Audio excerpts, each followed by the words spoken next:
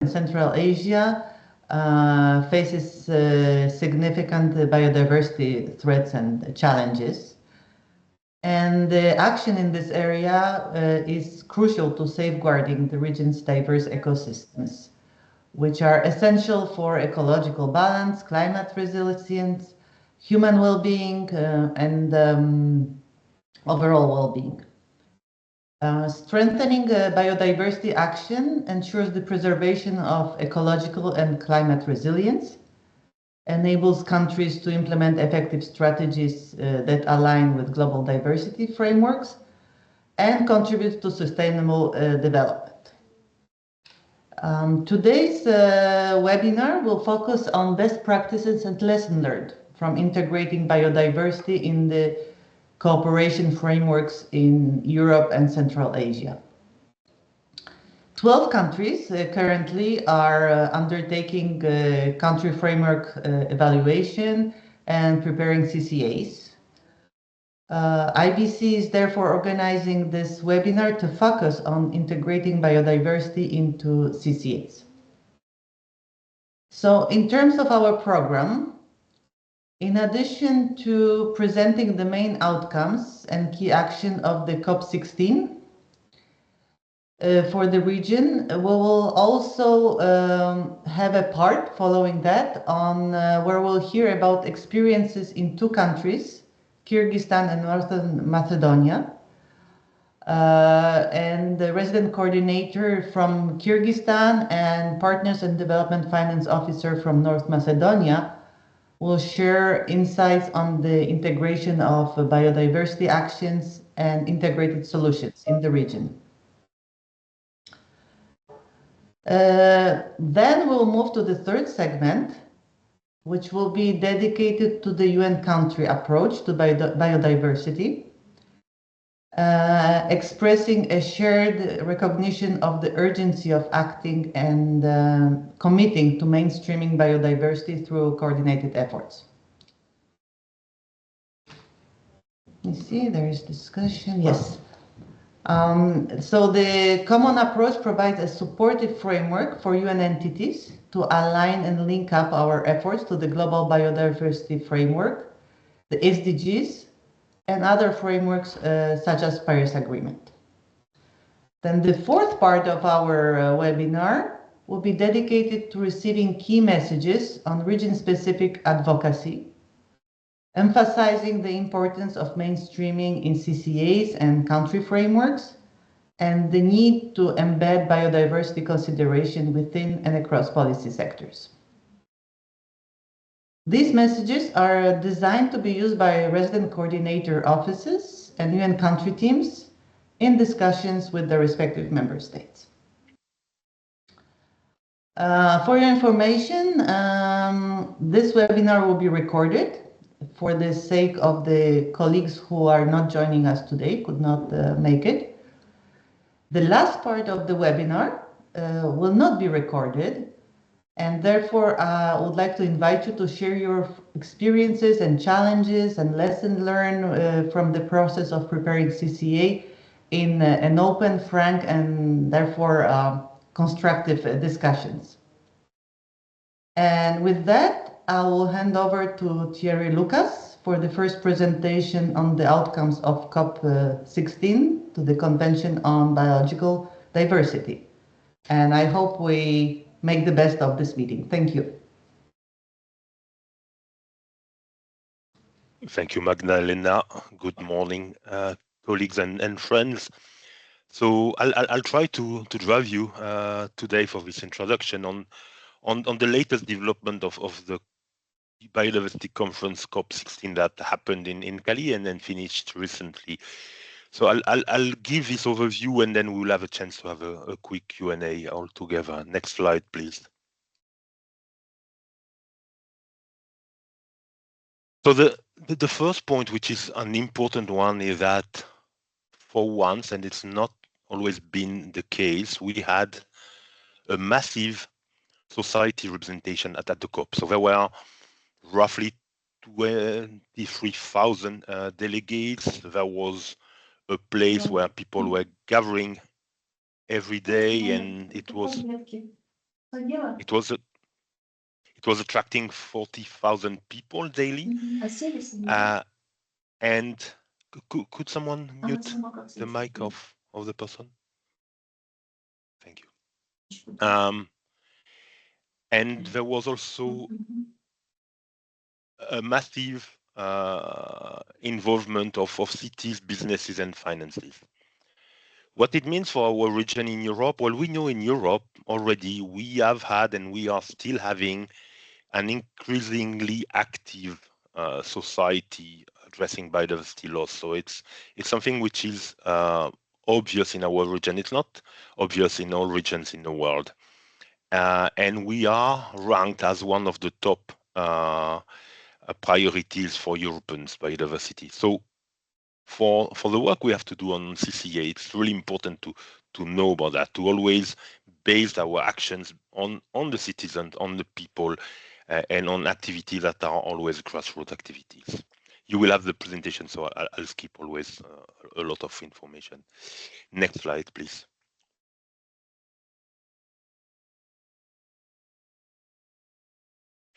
So what this COP will be remembered from is what is called the Cali Fund, and it's the first step ever on making sure that the countries, the local populations who have a width of genetic information, digital genetic information, and biodiversity richness get a benefit from the biodiversity they're hosting.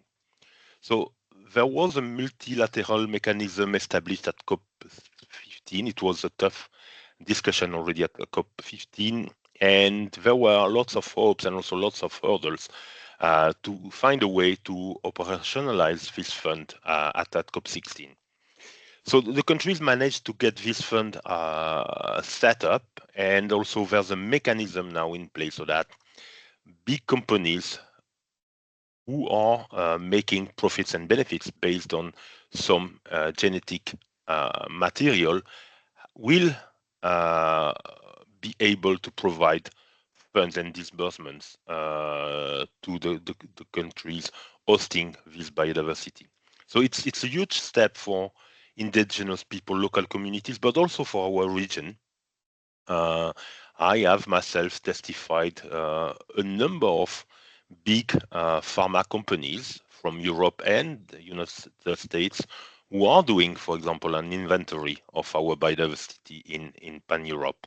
So I think it's one subject also to think about in terms of, okay, what do we want to do in terms of our diversity, especially plant diversity and the work we have for many, many years in many places. I'm thinking, for example, of Eastern Europe or the Caucasus. Next slide, please. This COP also will be remembered as being one where indigenous people and local communities were strong and then came strong together. It was not an, equal message. There were some divergences, especially in Colombia, on the message to bring, but clearly there's a new subsidiary body under the CBD for indigenous people and local people. And there was also strong discussions on African descent population to make sure that they would be recognized. What is important to notice and what we can take from Cali is that indigenous people are now ready to speak louder, to be there present, so that the biodiversity they are still hosting, the heritage they have is not completely forgotten. Next slide, please.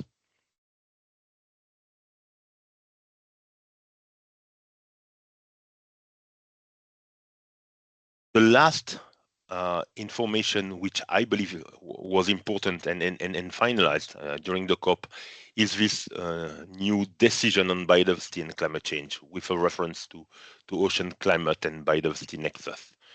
It's key because we know the vicious circle we are experiencing between climate change and biodiversity, and then we could go into detail on that. And that's the first time that there's a message from the CBD secretariat to the UNFCCC counterparts, so that for this COP in Baku and the next one, there should be more discussions on biodiversity in the climate change mitigation and adaptation space. So, for example, there's going to be in the future more and more cooperation between the work being done on NDCs and the work being done on NBSAP. And that's something important to mention, especially when we will work on CCA implementation. And just to give an example, in our region, for example, if we look at the Caspian Sea, there are big issues on Caspian Sea level decline, mainly linked with the climate warming, and it has huge consequences also for the biodiversity of the entire region. Next slide, please. In this slide, I've just summarized 4 of the key points which were also decided and which are also important maybe to mention and to be aware of. There's been some work also on ecological or biological significant marine areas, and there's an improved process to identify them and then to work on oceans. We should always remember that oceans, marine areas are a bit always a neglected part of the biodiversity. The terrestrial biodiversity is always much more financed and developed than the marine one. There's also a new thematic action to address inequity in the participation of developing countries in synthetic biology. There's a new global action plan also on biodiversity and health. The biodiversity and health agenda is one which is growing. Again, in our region, we are pioneering a number of initiatives, and that could be something interesting to feature in the CCAs. And then finally, there's a new set of guidelines on issues which have a link with invasive alien species, such as e-commerce or methodologies and multi-criteria analysis of this commerce. Thank you. Next slide, please.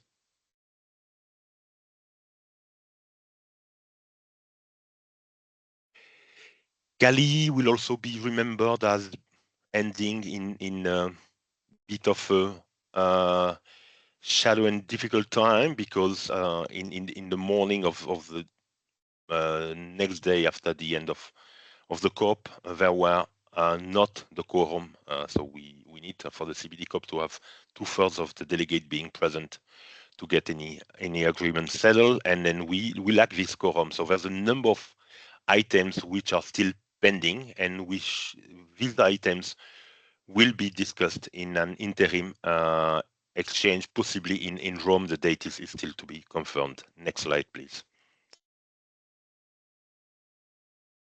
So what is on the table, and that still need to be discussed in Rome? The first thing is the strategy for resource mobilization.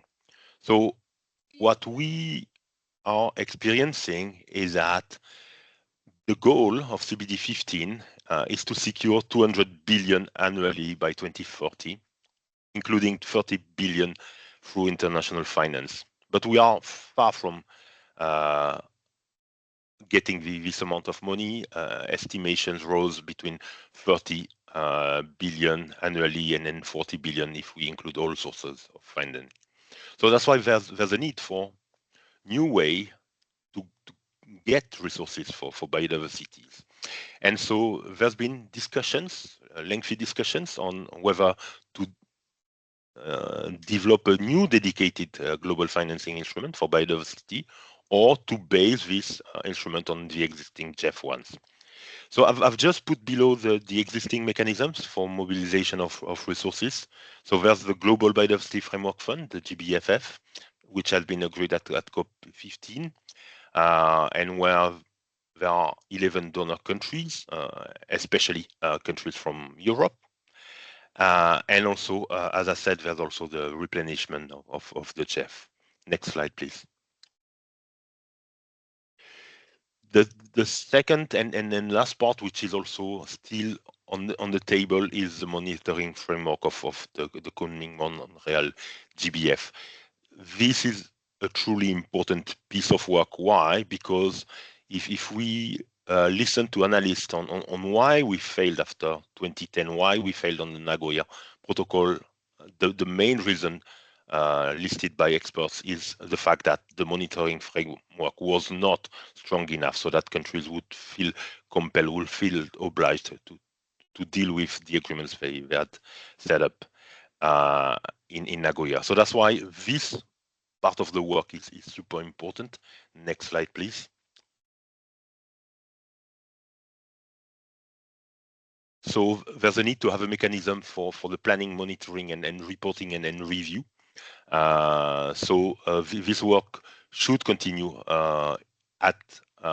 in Rome and also at COP17 because that's the only way, if we have those mechanisms, to be able to review what has been developed and to see also the steps which have been taken in order to address this work. Next and final slide.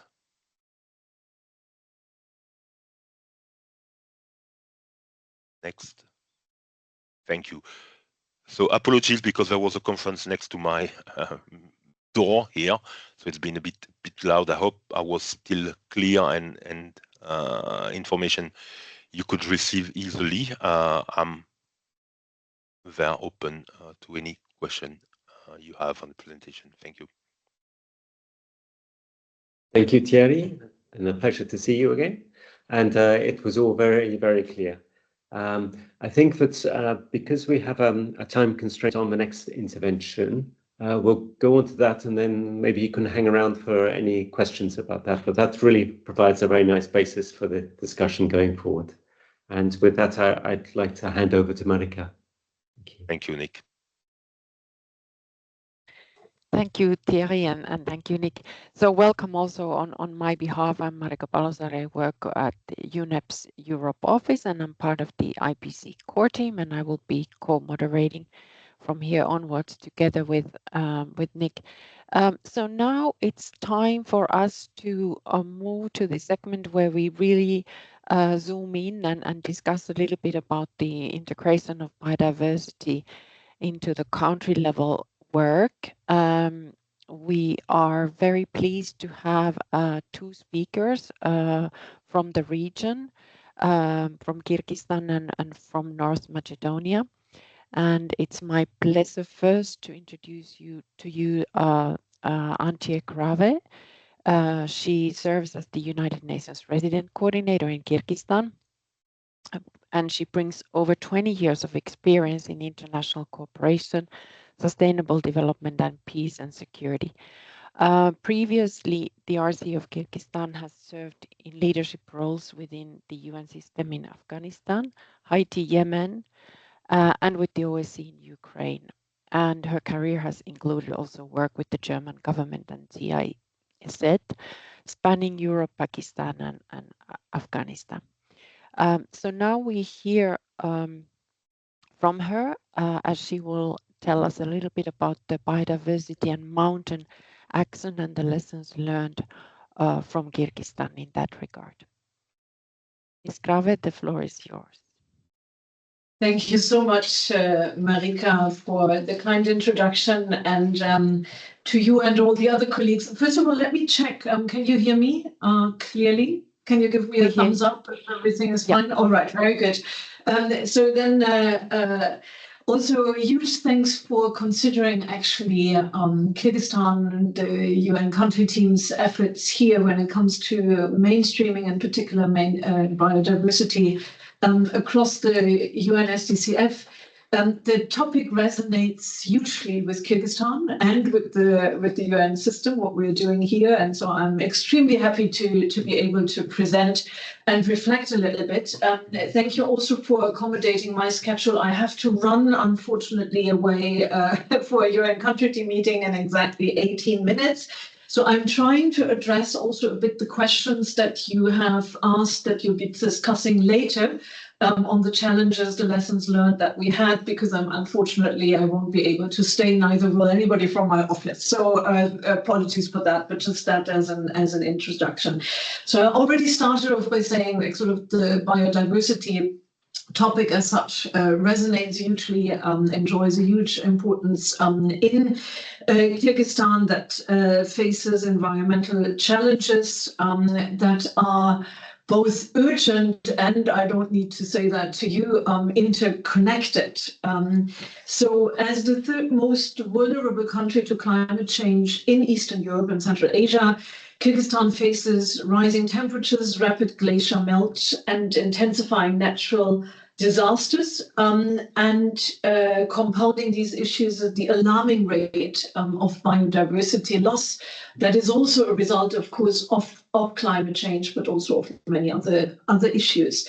Despite Kyrgyzstan's incredible natural wealth, home to more than 50,000 species, only 40% of biodiversity-rich areas are protected, and most of these really face significant threats.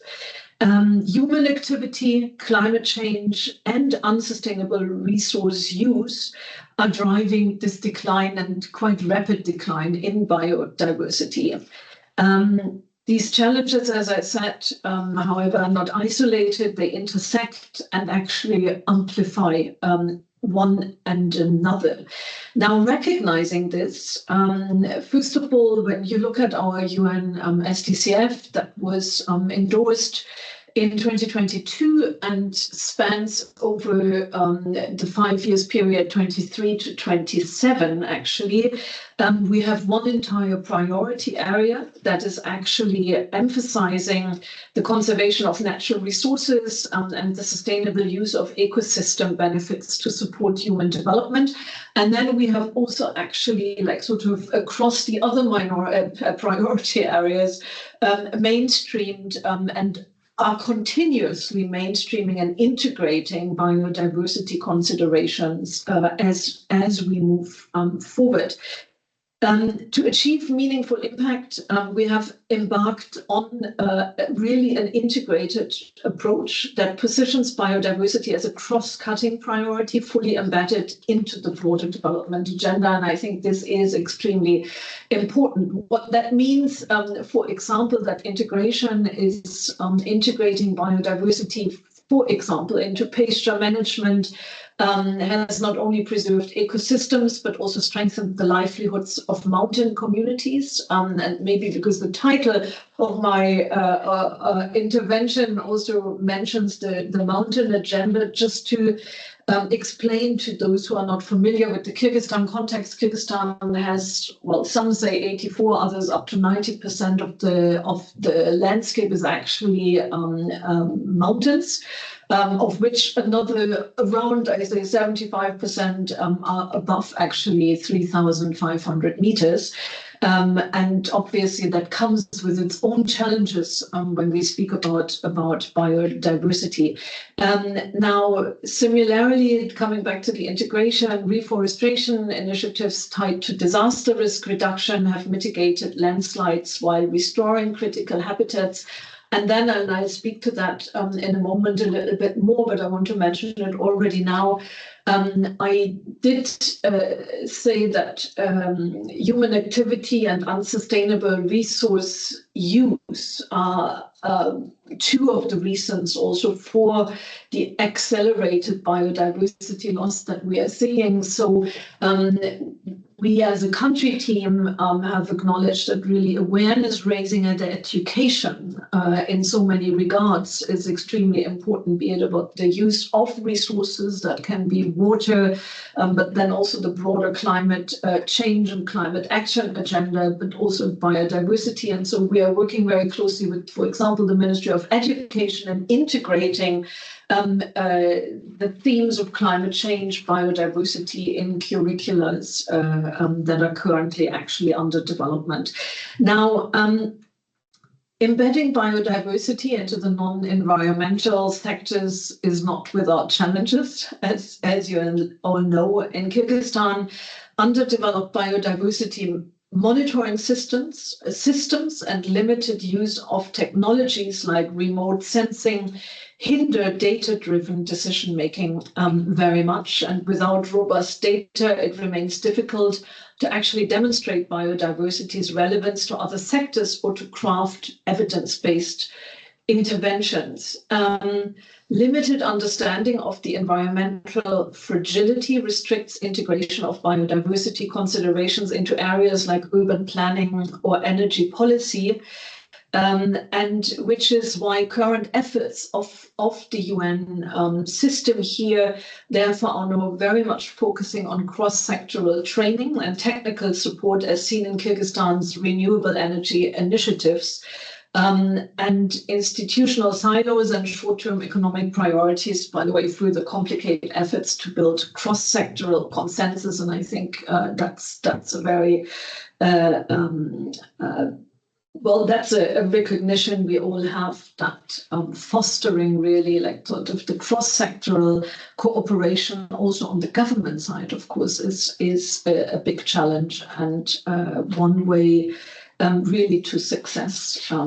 Now, to address these barriers, we have also prioritized fostering a shared understanding, therefore, across the sectors. For example, aligning biodiversity goals with health strategies has highlighted the essential role of ecosystem services such as water purification and disease regulation and public health, similarly demonstrating how mountain ecosystems underpin water security has resonated with stakeholders in agriculture and energy. And I'm hearing, I think, another voice. So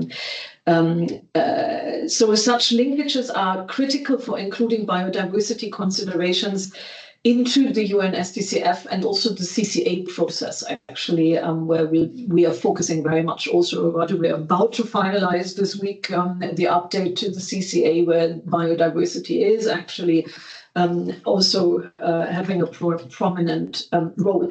Now, interagency collaboration has been essential. In Kyrgyzstan, a coordinated approach has enabled us to align biodiversity conservation with the broader national priorities, such as the 5-year action plan for mountain regions, which is a government priority. Multi-sectoral task forces comprising representatives from agriculture, forestry, water, and local governance have ensured that biodiversity considerations are actually integrated into policy frameworks. For example, the development of ecological corridors for mountain species has brought together agencies and communities to address habitat fragmentation, linking conservation to sustainable land use practices. Still, collaboration comes with its own challenges. Resource competition and overlapping mandates can hinder a one UN approach. To counter this, we have emphasized joint capacity building initiatives such as training programs on conservation planning for protected areas. These efforts not only strengthen interagency coordination, but also create a unified narrative that draws donor support.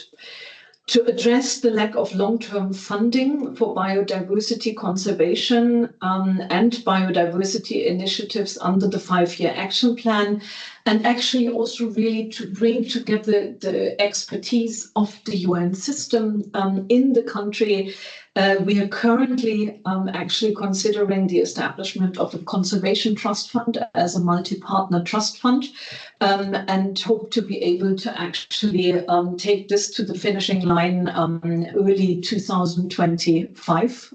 This is, as you all know, a huge effort, so I'm a little bit cautious about timelines, but that's at least the objective, and I'd be very happy to speak about that at a later stage separately. Now, lessons from less successful experiences have also shaped our approach.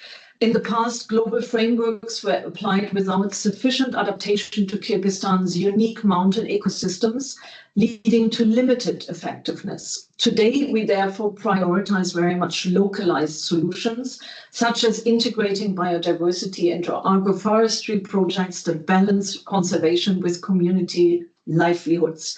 Another key lesson is the importance of stakeholder engagement across sectors. Earlier initiatives that excluded local communities often faced resistance and poor implementation, and that links with the localization. Now programs like ecotourism and sustainable agriculture in Kyrgyzstan's national parks involve communities from the outset, and foster cross-sectoral collaboration, creating co-benefits that align conservation with economic opportunities, as an example. Finally, we have learned the value of robust advocacy supported by evidence. Investments, therefore, in data collection have allowed us to demonstrate the socio-economic benefits of biodiversity. For instance, data highlighting the role of glacier-fed ecosystems in supporting agriculture and water security has been instrumental in engaging policymakers. Now, having said all of that, for all of this to be successful, strong government ownership is key. Strong awareness in the society around biodiversity and its value is extremely important, and the already mentioned cross-sectoral approach also requires continued focus, and I would leave it at that maybe and be open otherwise for questions or feedback. Thank you. Thank you so much for this very rich presentation and the insights that you shared from Kyrgyzstan. Very interesting, and also I would say encouraging to hear the impressive progress made there. And you highlighted really many important links between biodiversity and other critical priorities such as health, water security, disaster risk reduction, etc. I was also very happy to hear so many important remarks about the importance of cross-sectoral coordination, both within the UN system, but also among the government divisions or line ministries. Very interesting indeed. Also, all your remarks on the multi-stakeholder involvement, ownership, and importance of raising awareness. Now, the resident coordinator has a few minutes still with us to answer any questions that participants may have. So I do encourage if anyone in the audience would like to ask a question, just raise your hand or maybe type in the chat if you would like to hear anything more on any of these insights and experiences from Kyrgyzstan. I am looking at any possible yellow hands. There doesn't seem to be any.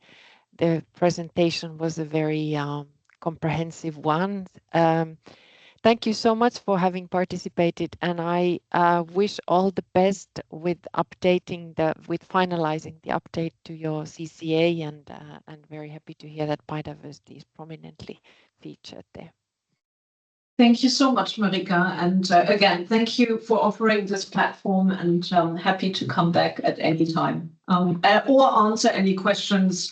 Whoever has any, please contact me or Chare, the head of the RCO, who is here with me directly, and we'd be happy to respond to any questions that you might have. Also, for those who are developing the UNSDCF as my next colleague.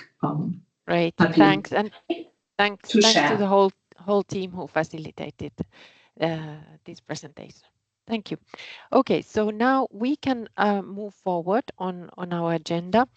We have the second presentation from North Macedonia, and I have the pleasure to introduce to you Lilian Kandician. She is the Partnerships and Development Finance Officer at the UNRC office in her native North Macedonia. Lilian's responsibilities include serving also as the RCO focal point for the result group on healthy environment.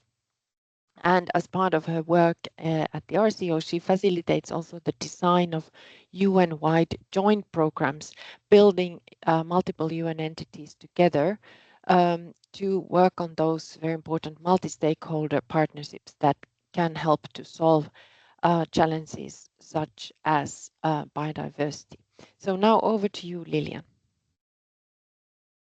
Thank you very much, Marika.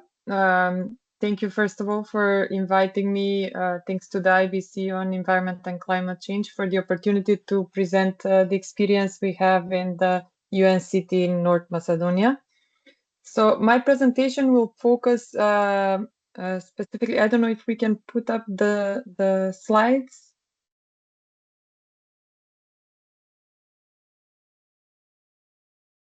should I wait for a moment? There we go. Yes.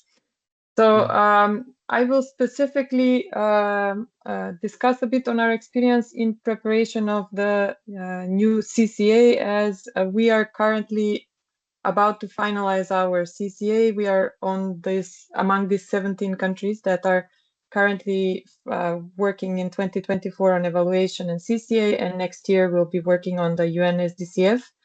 So within this process, we have tried to follow the new guidelines on CCA to basically explore the interlinkages and the systemic challenges that are cross-cutting, that are affecting each other, and their root causes.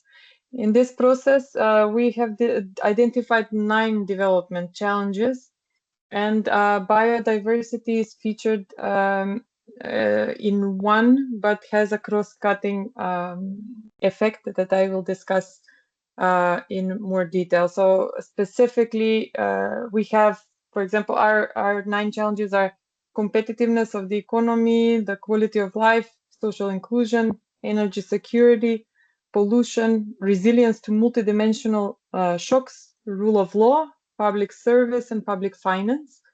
And most of our biodiversity aspects fit under the resilience to multidimensional shocks aspect. So within the preparation of the CCA, which probably is similar across teams, so we had internal and external consultations. We had, of course, the previous data gathering within UN resources that we have, analysis, but also externally. So within the discussions with stakeholders and in the internal discussions, we specifically focused on this intersection of various aspects with each other, and among them also biodiversity. And I wanted to highlight for me what were some interesting aspects of these discussions. One was the identified intersection of forestry with a number of key challenges and root causes. For example, the discussion here was that if forestry would be the focus, it could solve a number of problems. And forestry, I mean, broader, not forestry as economic activity of use of forests, but rather forestry as preservation of forests more than the other aspect. We were discussing, for example, one of our challenges, the energy security challenge. And there was a discussion that if there was better management and some sort of pricing of wood that is taken out of the forest, it would be a lot easier to move on the energy transition, to really move from the coal, from the current use, and also on the pollution, on air pollution, to move from the use of firewood, especially towards the use of cleaner resources for energy. So this was one discussion. The other discussion that also intersected with this is how forestry, how forests and people that live around the forests have various interests, and here how this fits with the animals' health and safety. So this aspect of the push of poverty, and that causing a lot of the communities around the forest to try to exploit in a non-sustainable manner the forest can significantly affect the biodiversity. But how do we turn this via some sort of standardized sustainable management of the forest and pricing of firewood especially? So that was one interesting aspect we discussed. There were other cross-cutting items we identified with biodiversity, so climate change and biodiversity, and this goes in 2 ways. It goes, of course, climate change affects the well-being of animals and of plants, but also forests can help fight climate change. We were also discussing it from the aspect of fires, because forest fires are increasing in our region, and this is becoming a bit of bigger challenge than it used to be. We discussed also biodiversity and economic activity, how tourism and agriculture intersects. This in the analysis, we also identified the intersection of biodiversity and use of water for electricity. And the final aspect that we also saw that intersects is clean environment as a human right and the environmental crime aspect. So these are a bit of governance aspects that we also touched upon. Next slide, please. I wanted to also shortly discuss one intervention we have that is cross-agency and that has this nexus or intersectional way of working and touching on a number of topics.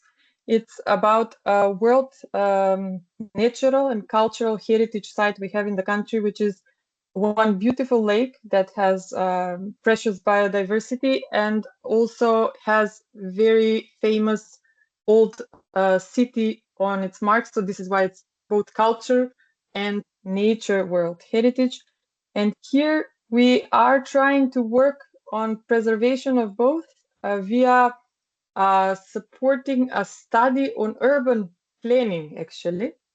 So we are basically helping the government with provision of experts, a big team of experts, cross-cutting topics. We have biodiversity and environmentalists, we have economists, we have urban planners, we have architects, we have GIS mappers. So we are trying to look at this one unique space, one region, and trying to understand how the various protection zones, how the various economic zones and activities intersect, and how to actually plan the space better and ensure to the best way possible that the various different interests work together in some sort of balance. So this is an interesting aspect to mention, that heritage can also intersect, for example, in this case, with biodiversity. And natural heritage is also one of the aspects of protection under the World Heritage Committee. Next slide, please.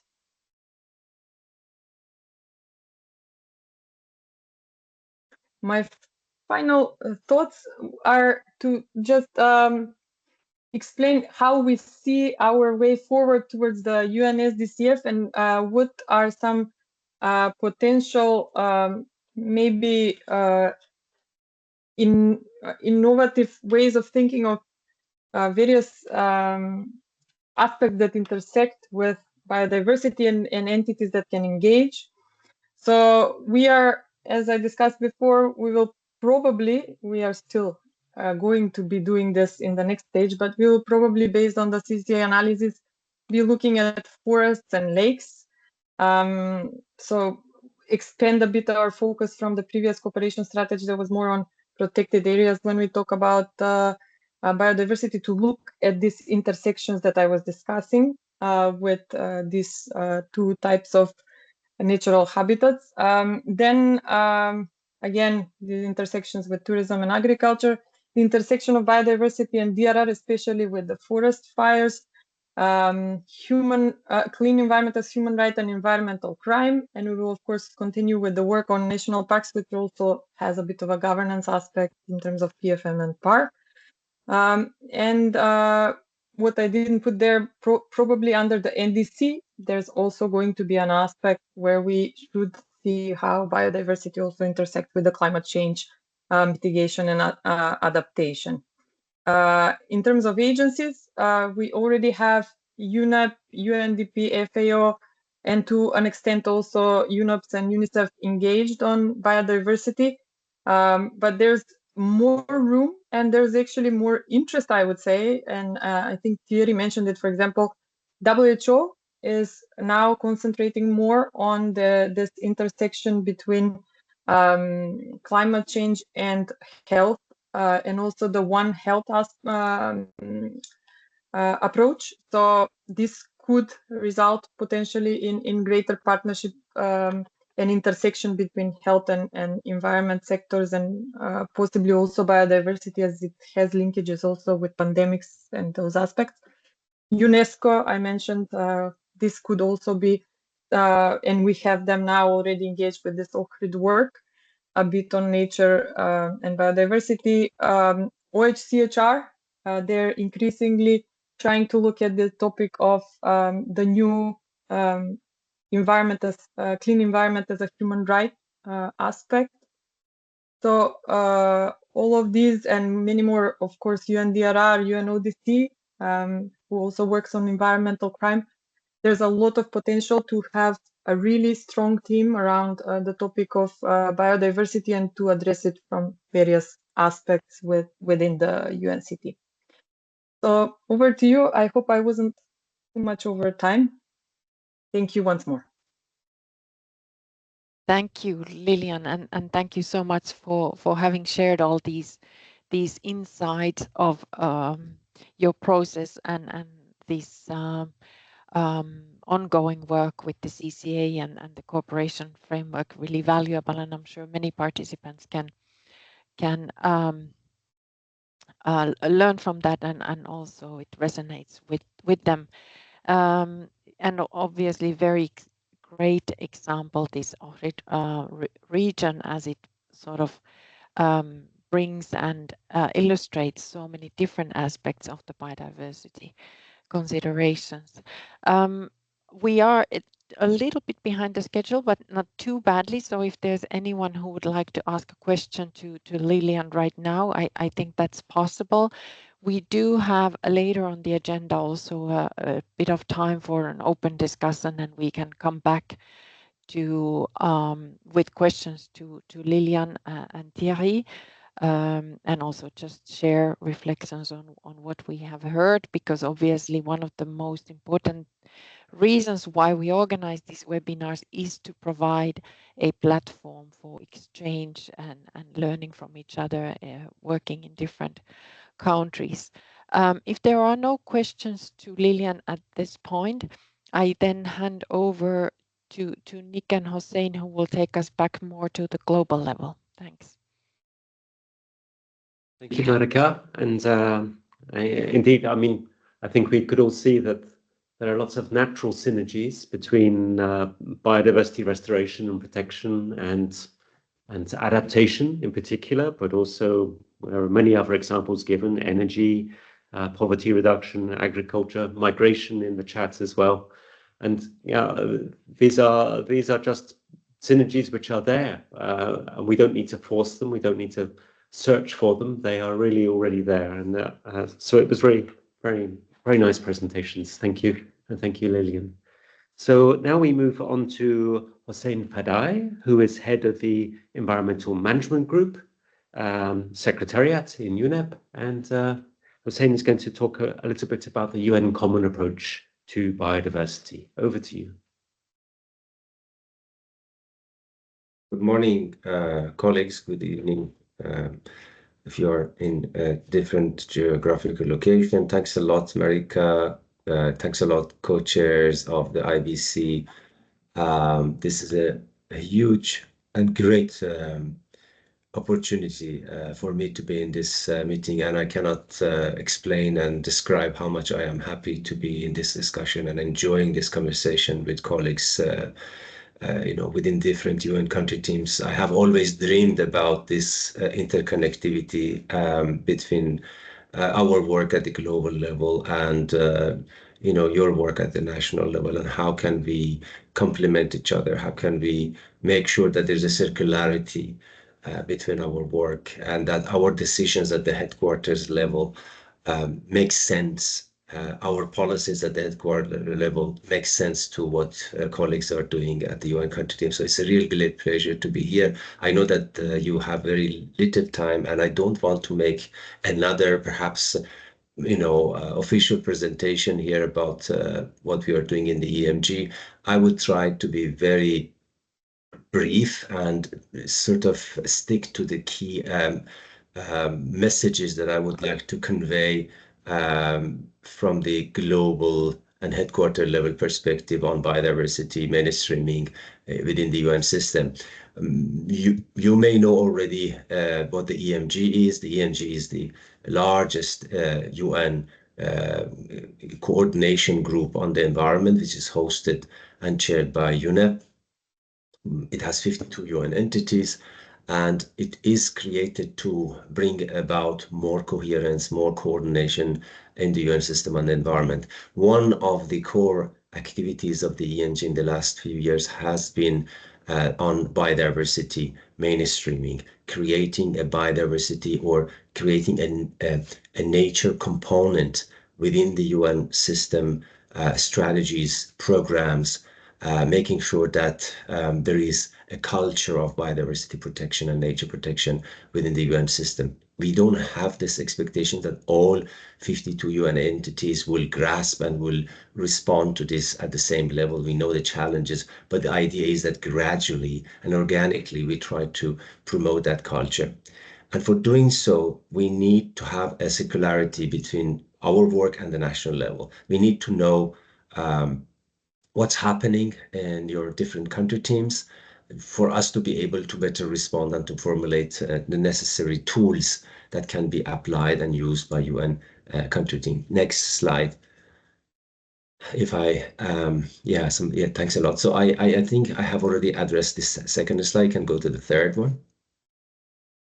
As you may appreciate, the aim is that we connect the UN entities mandate through the common approach to the GBF target. So what we are trying to disseminate in terms of biodiversity mainstreaming is not a standalone strategy by the UN system. It's really trying to make sure that the GBF is understood to the UN entities, that it is sort of that there is a capacity created in UN entities to implement the GBF, and then provide that feedback to member states as how the UN system is sort of integrating and taking this as a very important matter in their strategic thinking. Next slide.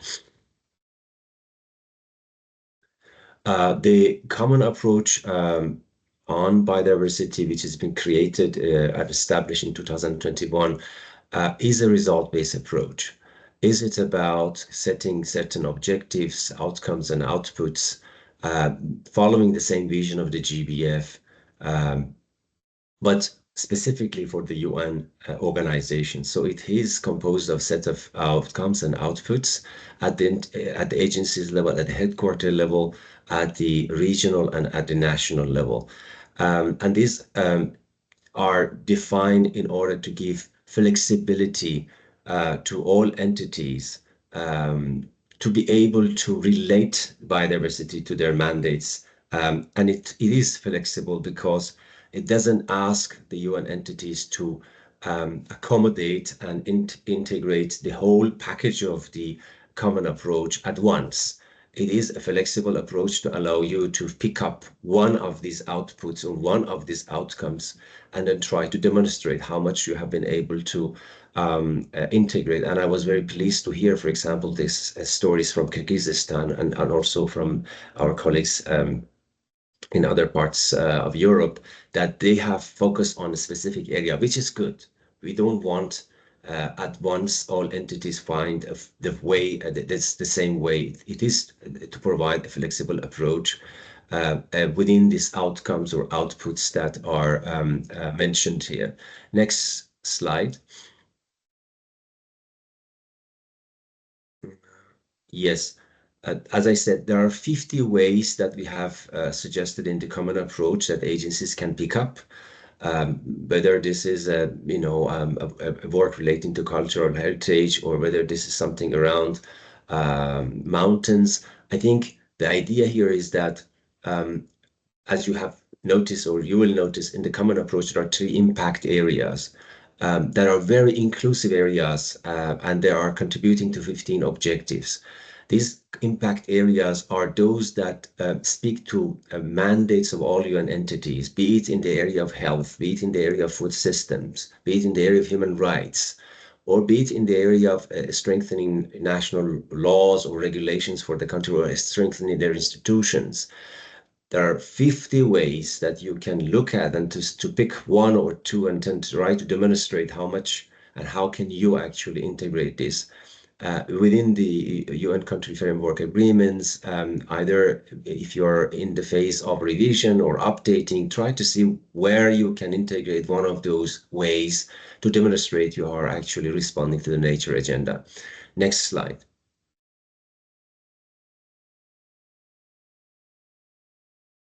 For the implementation of the common approach, what EMG has been doing has been the following. The next slide, please.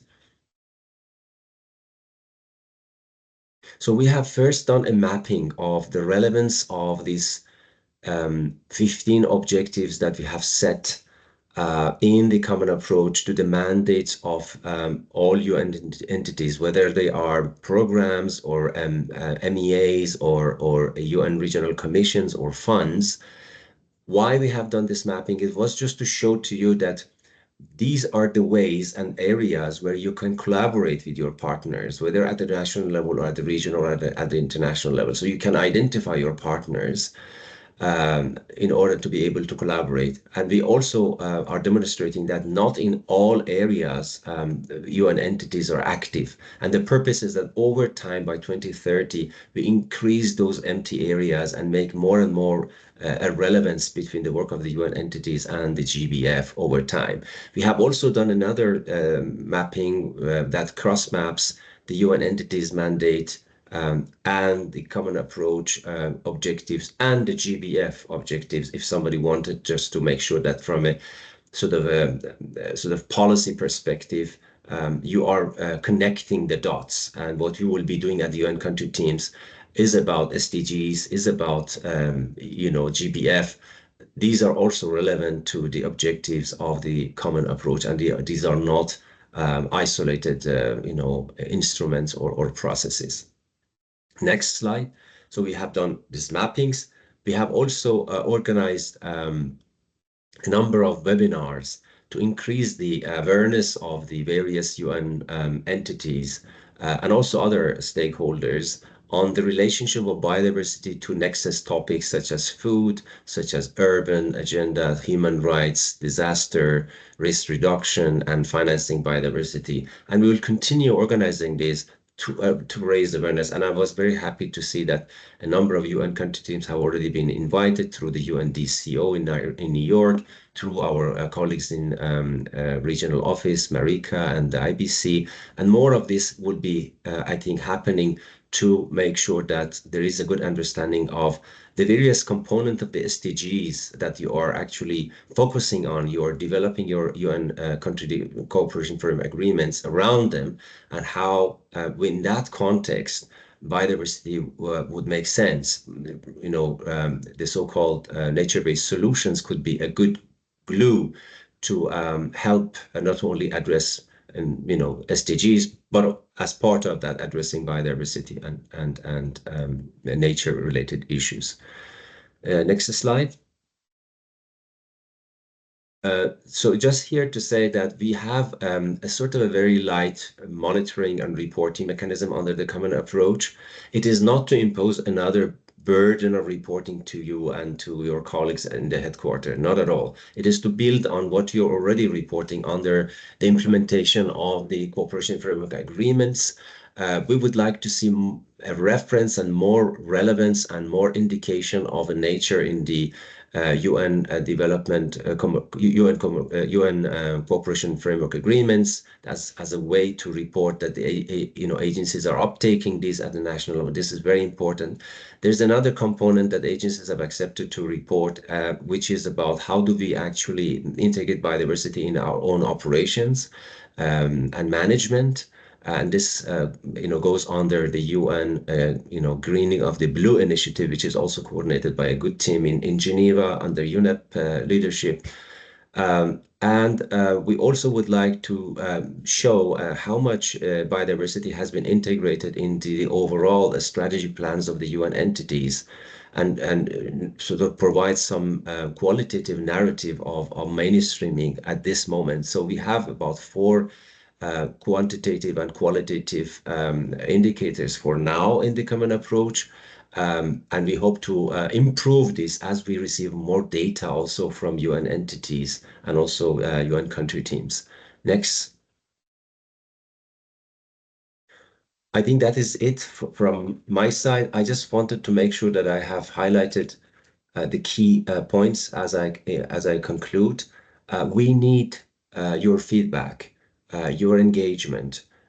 We need to show how much we have transformed this global sort of a headquarter-based common approach into something as a useful tool for your work at the national level. We need your stories, and those stories that were described by the resident coordinator and colleagues in other offices of the UN have been tremendously useful for us, so that we can adapt and refine these policies and to be engaged with you. So we need to hear your needs also about integration of these instruments at the national level and challenges that you're going through for us to be able again to adapt. So this circularity is super important. And if you wanted to sort of have a takeaway from this from my side is that some of you might say, it is so difficult and challenging to bring agencies around the table at the country level to cooperate and coordinate also with each other on biodiversity and motivate them. And I think if there is only one strategic value of this common approach is to be considered as a political hook that would sort of connect all entities, because all of the heads of agencies at the headquarter level have committed to the delivery of the common approach. So no one can say, we don't have any relevance, or we didn't know about this. All of the heads have accepted it. So there is a high strategic political commitment attached to the implementation of the common approach there. I will stop, Marika and Nick, myself to this. I know that you have a packed agenda, but I'm happy to be engaged, to listen to your presentations. And my colleague is also Felipe, who is the sort of moderator and coordinator of our IMG on biodiversity. See, Yannicka, unfortunately, she has been super attached to this topic. Unfortunately, she has faced a challenge, a family issue today, so she has extended her apologies. But we are here with all hearts to be connected to you through Marika and Nick and the other colleagues in the IBC and offer our support to you. Over to you. Thank you, Hussein. And it's good that you mentioned Yannicka, because indeed she was very much involved in preparing this event, and unfortunately she is not with us today. Next, indeed, is our speaker, Philippe Chimizo, who's a biodiversity specialist working with EMG, and he is indeed going to provide this link between the global activity on the common approach and the regional and national level by looking at mainstreaming of biodiversity in CCAs and UNSDCFs, and some preliminary messages and guidance on actions. Over to you, Philippe. Thank you very much, Nick, and good morning, colleagues. Good morning, everyone, and it's a pleasure to be here. As mentioned by Jose and Nick, my name is Felipe Chamizo. I'm a biodiversity specialist, and I've been supporting the EMG and now also the IBC in coordinating the IMG on biodiversity-related activities, and also now developing a set of messages and concrete guidance on how to integrate this issue in CCAs and UNSDCFs. So I'm going to share my screen. Please let me know if you can see it. If you can see the presentation. Yes. Right. So we're a little bit behind the schedule, so I'm going to be super fast. Not that fast, but fast. And well, this is well known for all of you. So why CCAs and UNSDCFs? And this is just mainly to highlight that these, and these main instruments of the UN work at the national level serve as key entry points for mainstreaming, in this case, biodiversity at the national level. However, and also considering what has been shared with Macedonia and Kyrgyzstan, with North Macedonia and Kyrgyzstan, sometimes and overall we can say that these instruments still lack incorporating biodiversity, mainstreaming, and biodiversity-related issues. So there's a need, and it's good, and it's also really good to see that these countries are working towards this incorporation, but there is still a lot to do in this regard. And this is something, and I was really happy to hear that, because this message, I think, was also a part of our colleague's presentation, previous presentation. And biodiversity in super general terms can be incorporated not only on the environmental pillars and elements of the CCAs and cooperation frameworks, but also in other pillars, including economy, social, and people-related pillars. So this is a cross-cutting issue, and this is something important when developing and when starting the development of CCAs and CFs. And again, I was really happy to see this in the previous presentation of the two countries. So, for your information, we are right now developing a document that will include advocacy messages and some practical actions on how to do this, on how to include the biodiversity element in CCAs and cooperation frameworks, for the Europe and Central Asia region. So, as you can see, this webinar and this particular section of the webinar is a key step in this co-construction of this document with guidance and hopefully useful guidance for you and the teams at the national level. So, for your information, we're thinking and we are considering 3 interconnected levels for this guidance document. So we'll have some key advocacy, maybe more strategic general messages, and then we'll have separate sections and more specific guidance on how to include biodiversity in CCAs and on how to include biodiversity in the UNSDCFs process.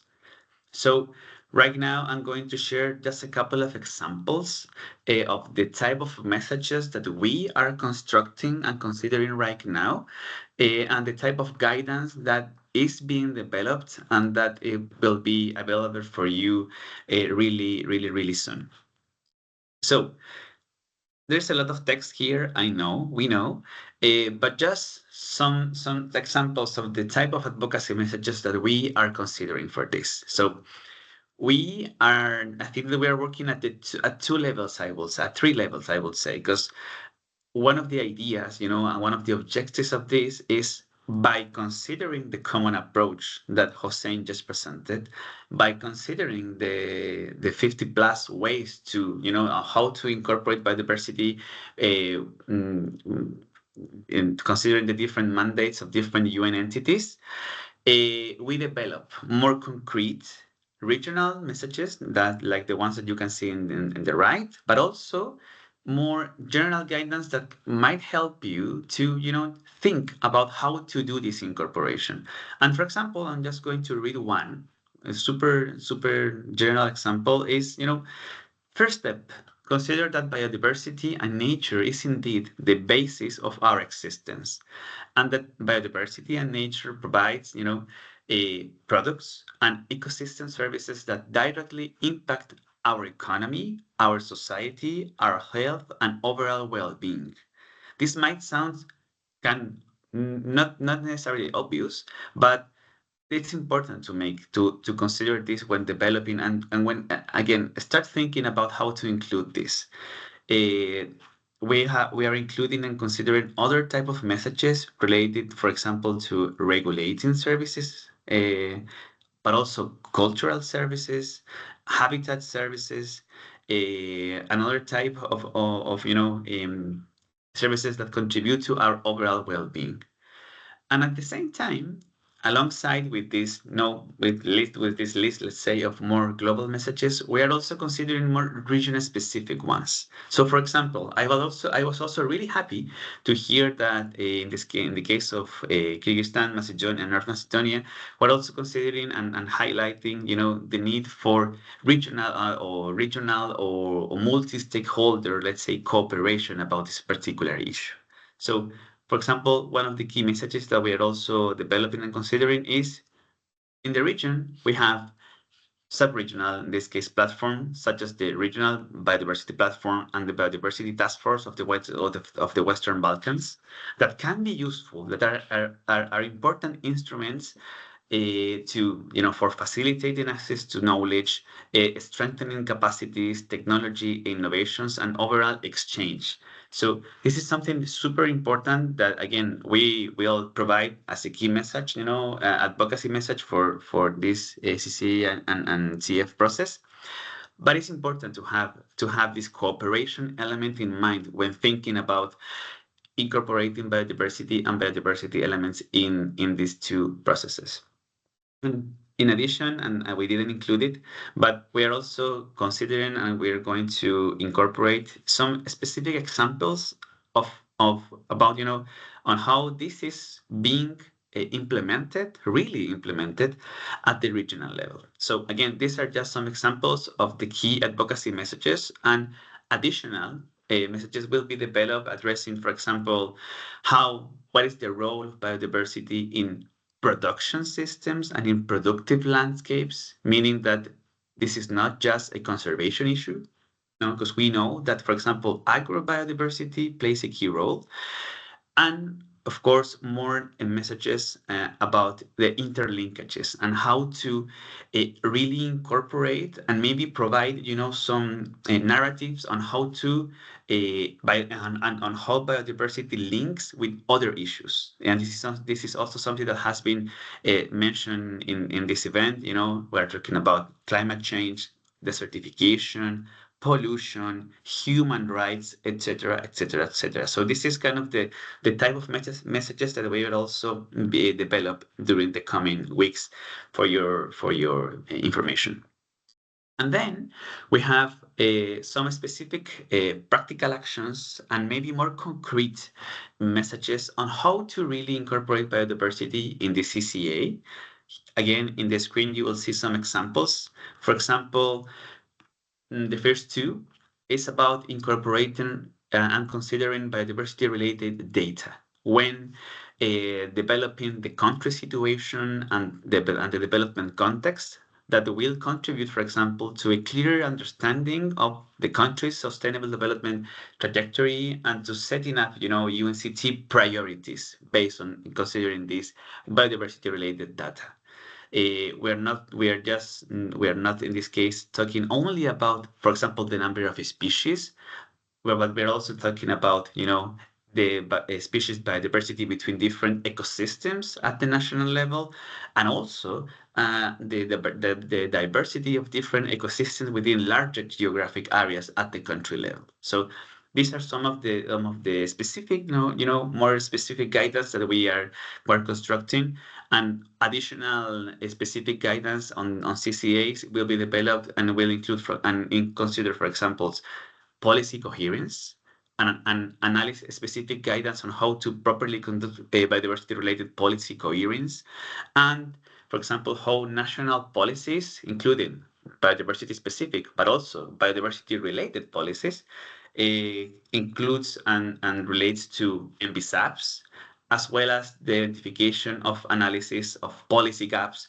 and other related policy-related matters, including, for example, the alignment of these policies with international frameworks and commitments. Again, GBF targets, but also NDCs, national adaptation plans, SDGs related, etc., etc., etc. So these are, again, some examples of other type of guidance that will be developed for the CCAs.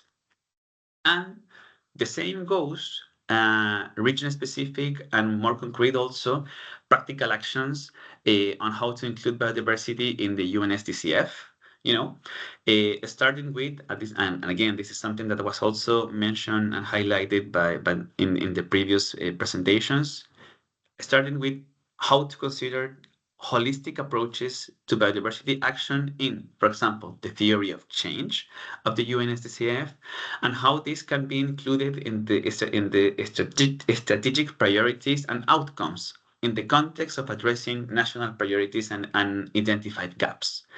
This, again, holistic approaches, I think is the holistic element and the integrative element of biodiversity action, I think, is key for when thinking and exchanging and in the overall process of a UNSDCF, and it's something that is being included in this guidance, alongside, for example, specific actions on how to promote sustainable use of biodiversity. Because again, this is not only a matter of conservation, this is a matter of conservation, but also of sustainable use of biodiversity, in this case for the region. And additional key messages that are being developed include, for example, how biodiversity and how, for example, ecosystem, forest, and landscape restoration actions can be considered in CF process. How, for example, sustainable forest management practices included conservation actions in protected areas, but also outside protected areas, can be considered when developing the result framework of the UNSDCFs. And communications, education, and advocacy-related actions. So this is more or less the type of messages that we are developing right now, and we would like to hear from you. If we are going in the appropriate way, if these messages and preliminary actions make sense to you. But anyway, this is something that we are doing within the IBC work, and hopefully we'll be able to produce useful guidance for you, and that will support your work at the national level. Thank you very much. Thank you, Philippe. And maybe Marika could switch off the recording. So we'll switch off the recording. So please be very frank if you see that there are issues which maybe are missing, things which you would like to see covered. If